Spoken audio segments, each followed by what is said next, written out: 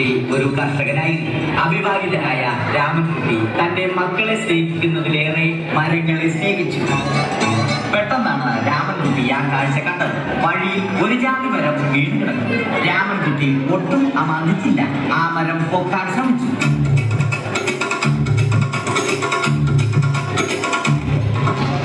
നടക്കുന്നില്ല. പിന്നെയും പിന്നെയും പൊക്കാൻ ശ്രമിച്ചു.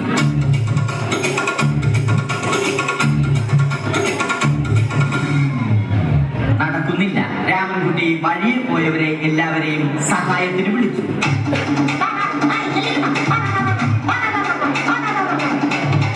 ആരും വന്നില്ല. അവസാനം കുടുംബശ്രീ യൂണിറ്റിൽ തൊഴിലുറപ്പിന് പോകുന്ന പെണ്ണുങ്ങളെ സഹായത്തിന് വിളിച്ചു.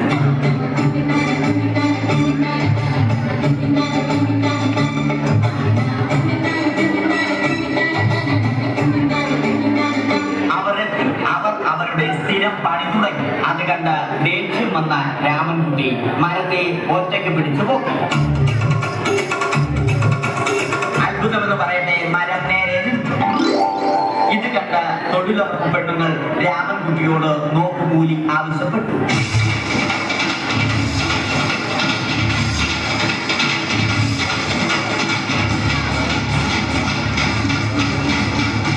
പോക്കറ്റില്ലാത്ത ബനിയൻ ധരിച്ച രാമൻകുട്ടിയുടെ പോക്കറ്റ് വരെ കീറിയിട്ടാണ് പെണ്ണുങ്ങൾ പോയത്.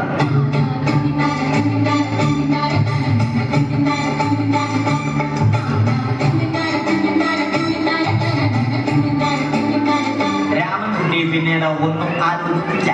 മരത്തിന് ഫാക്ടം പോസ്റ്റ് 2020 സെപ്റ്റംബർ 14 നൽകി. മരം തഴച്ചു വളർന്നു. ഇത് കണ്ട് രാമൻകുട്ടിക്ക് സന്തോഷം വന്നു. സന്തോഷം വന്നാലും ദുഃഖം വന്നാലും രാമൻകുട്ടിക്ക് മരത്തിനു ചുറ്റും ഡാൻസ് കളിക്കുക എന്നുള്ളത് രാമൻകുട്ടിയുടെ മാസ്റ്റർ പീസ് ആയിരുന്നു. ആ മാസ്റ്റർ പീസ് രാമൻകുട്ടി ഇവിടെയും എടുത്തു.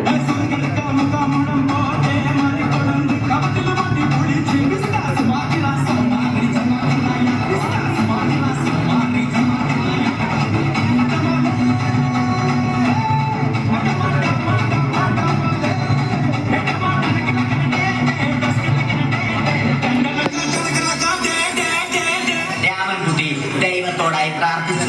നിങ്ങൾ എനിക്ക് ആയുസ്സും ആരോഗ്യവും തരൂ. ഞാൻ മരങ്ങളെ സംരക്ഷിച്ചു കൊള്ളാം. കാരണം മരം ഒരു വരമാണ്. അവന്റെ പ്രാർത്ഥന ദൈവം കേട്ടു. ആ മാവിൽ നിന്നും വീണ തേങ്ങ രാമൻകുട്ടി മോങ്ങാതെ ഇരുന്നു തിന്നു. അപ്പോഴാണ് രാമൻകുട്ടി മറ്റൊരു കാഴ്ച കണ്ടത്. രാഘവൻ വരുന്നു.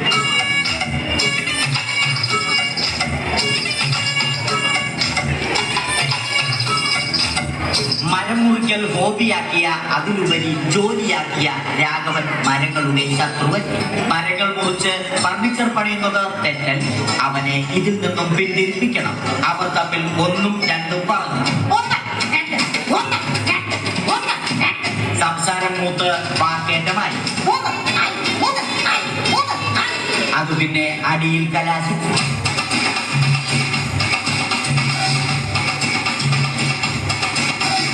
നല്ല മനസ്സിന് ഉടമയായ രാമൻകുട്ടി കംപ്ലീറ്റ് അടിയും വാരി കൂട്ടി.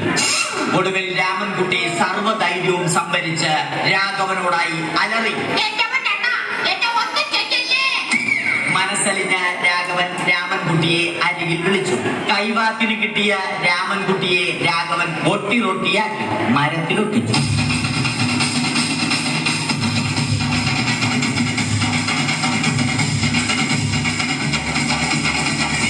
ഇന്നത്തെ പണി കഴിഞ്ഞ രാഘവൻ സംതൃപ്തിയോടെ വീട്ടിലേക്ക് മടങ്ങി. തനിക്ക് തല്ല് കിട്ടിയാലും മരത്തെ രക്ഷിക്കാൻ പറ്റിയ സന്തോഷത്താൽ രാമൻകുട്ടി മരത്തെ കെട്ടിപ്പിടിച്ച് പൊട്ടി പൊട്ടി കരഞ്ഞു.